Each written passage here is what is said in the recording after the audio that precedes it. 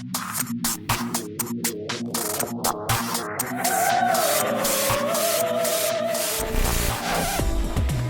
we're going to try an experiment today. We'll see how this goes. So Greg Moomjy and I are going to have a little discussion, and I guess there's a new piece about Marian Anderson. There is. Yeah, there is. And who's tell me about it. Who's making it? Well, the Houston Grand Opera was actually debuted last year before the pandemic. If you can remember what life was like before that. Who remembers? And I think it was actually one of the last things they did. And thankfully, they reworked it for video on the Marquee TV app. Let me get a little clear on what it is. So is it just a videotape of a performance, or did they re-stage it for cameras?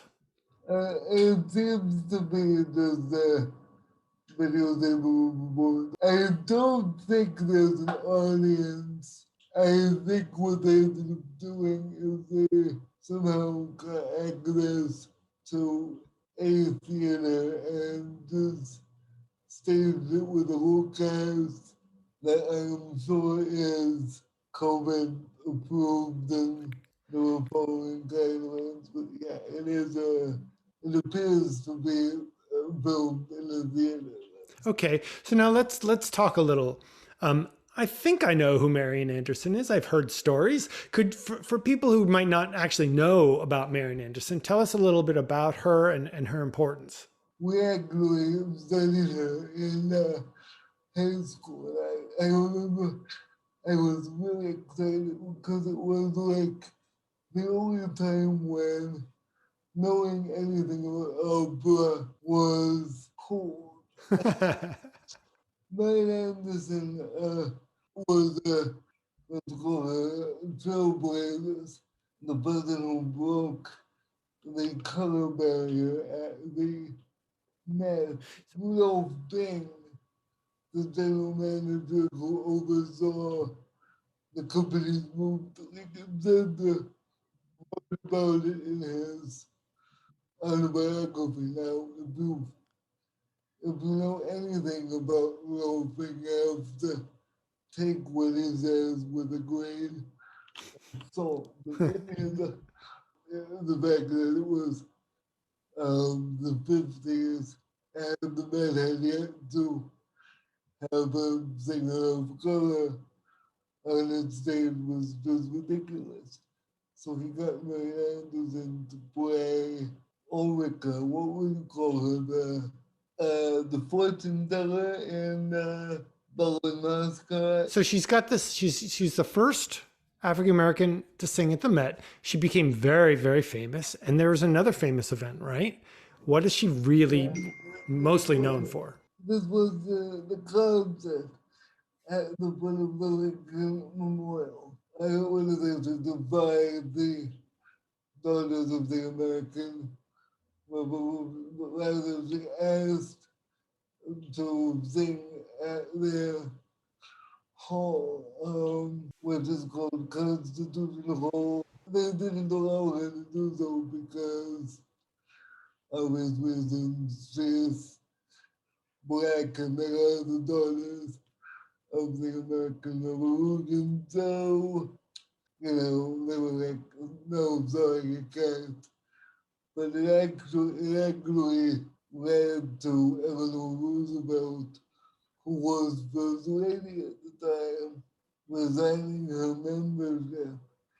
And she said, you want to have the Lincoln Memorial instead? And Wow. it became a watershed moment, Right, in the history of American civil rights. So let's actually talk a little bit about the opera itself. So this is it focusing on that event, or what does the arc of the story cover? Yeah, it covers, I would say, the early quadrant, or early third rather, of her life. starting more or less when she was denied entry into the Philadelphia Academy of Music, and going up to that concert at the Lincoln Memorial. So I know we haven't even said the name of the opera yet. So who's it by, and what's the name of the opera?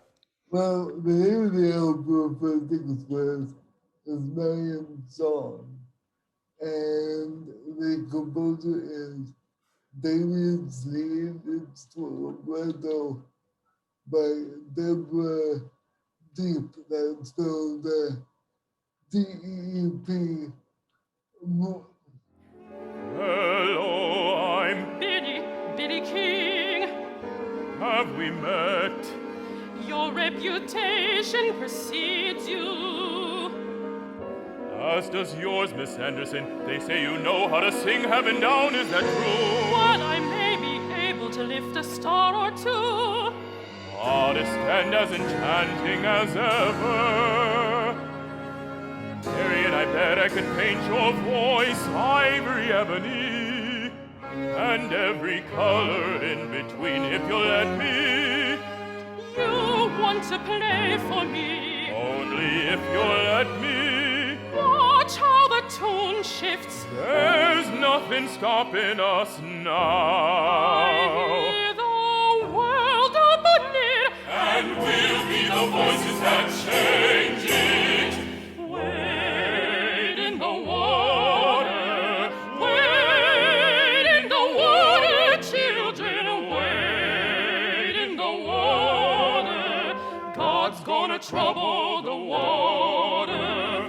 We'll be the water he's troubling, and we'll be the voices that change it. Watch us be the voices that change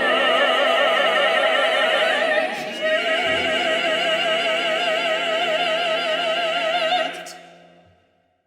So who's singing Marian Anderson? How was the performance? What is the music like?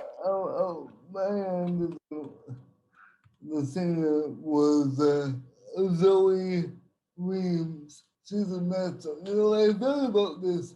There aren't that many operas, based on an opera singer that actually existed. I mean, she's a contralto, and she's a rather deep, rich contralto to boot, although she could basically sing in any range as, but I give Zoie Reams major props because she had a very engrossing, very smooth mental that you just really couldn't get enough of. But the music is actually an intriguing mix of established canonical arias with I think there's some spells in there. Her four or his four last song. There's definitely Norma's Costa Diva by Bellini, but there's also some spiritual and even some hip hop. And the hip hop is actually a very interesting storytelling device. First of all, yes, operas can have hip hop now. I mean, Hamilton is an opera. I will fight anyone who says otherwise.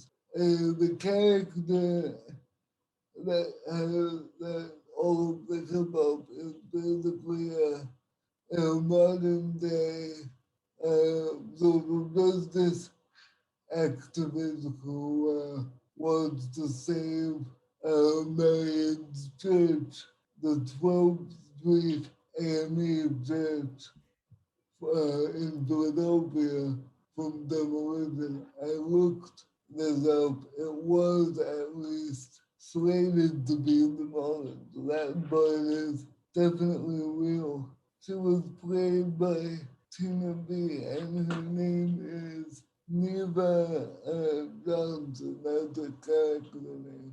Her role was basically to provide commentary on Marian's life. Phew! Everlasting light, no stained glass can capture you. Kicked the rubble, broke every barrier. Showed time there is no way to calculate a black woman's ambition. Hugh, Carnegie carnation, quilted us by the veins. You, vocal transcendent, teach us all there is a fire within that no wall could ever stop. No destruction could ever slow. Fast water wearing away oppression's granite. I am your descendant. We are your prodigies. Knowing that a first is only a foot in the door, but the door must still be eradicated. Often, our feet have been too slow. Our hands. Our hands have stalled for another Moses.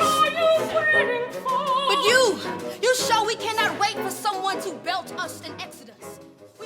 Let's just tell them people a little bit more about where they can find out, where they can see this. So they should go to the HoustonGrandOpera.org. And when you're on there, there is a link for Marian's song.